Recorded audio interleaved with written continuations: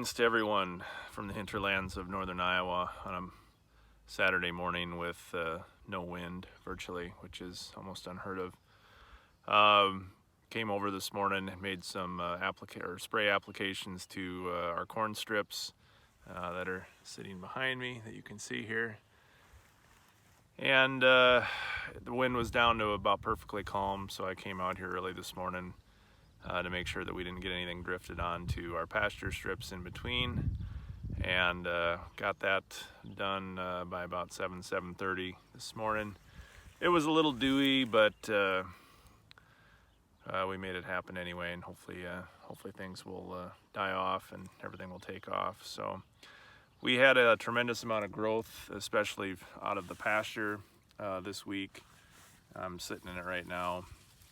But took a measuring stick, and we're up to about 15 inches of growth. So our target, before bringing the animals out, was about 18 inches. And I think with the heat that we have forecast this week, this mix is going to continue to explode and do great things, and should be ready hopefully for the launch of the animal barn, all things willing, next hopefully weekend. So hopefully next Sunday will be the debut episode of having everything in place and having the barn together. It's not a guaranteed promise because we've got a lot of things yet to come together on the barn. We've been working at nights this week, making a lot of those final preps and doing some redesigns and retooling, remanufacturing of a couple components, but yeah, things are coming together, and it's looking like if things go well this week, we should be launching next week.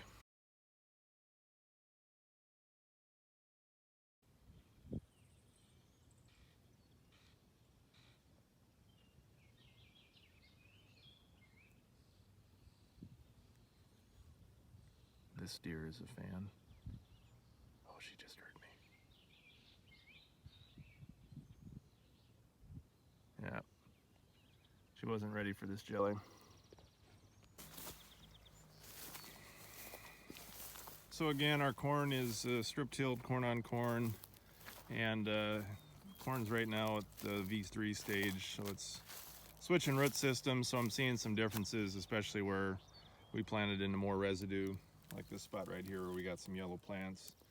So one of the things that we wanted to do was kick some additional nitrogen on. We've got about 65-70 pounds on here right now, but that was surface applied, and we got a few tenths of rain to take it in, but I want to give it another shot. So I'm going to show you how we are going to deliver that here probably today or tomorrow.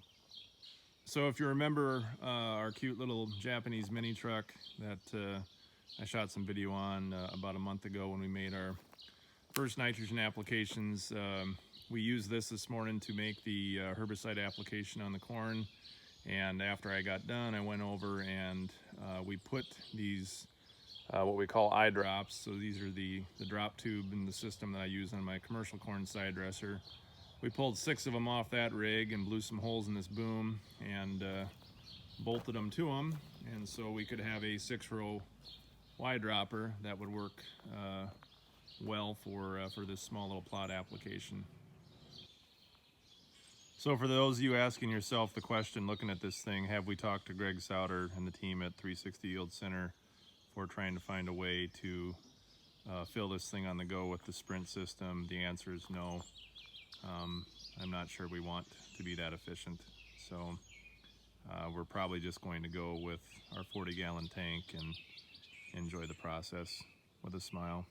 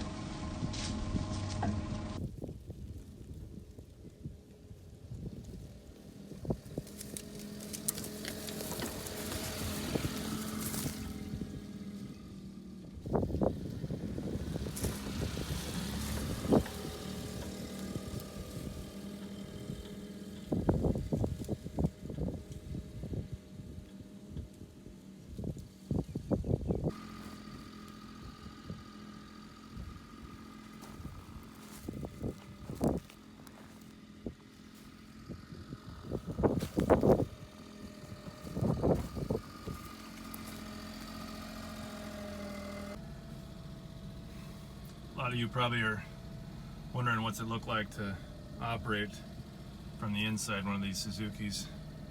First of all, you've got to have some tolerance for knee pain and the ability to translate kilometers per hour to mphers on the fly. To start off, we engage our auto swath and engage. Line up with our CTK steer.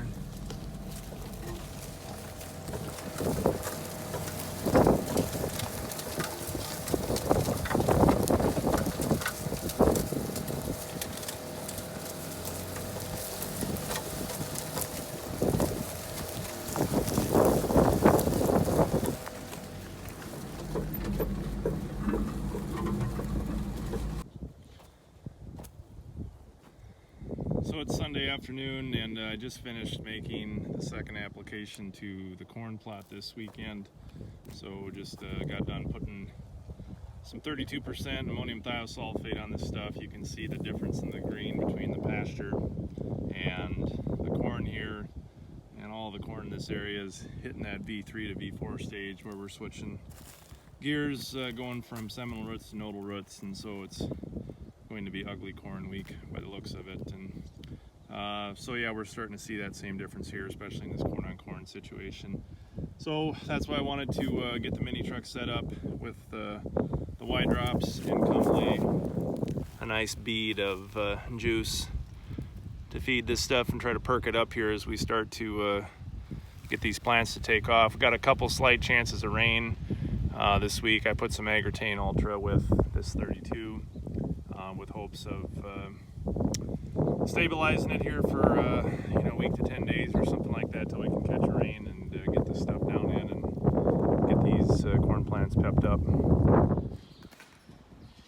So wanted to show some of the last things we've got to do yet on the chicken tractors. We did get the chicken wire around all of them here this last week and just need to finish the tops.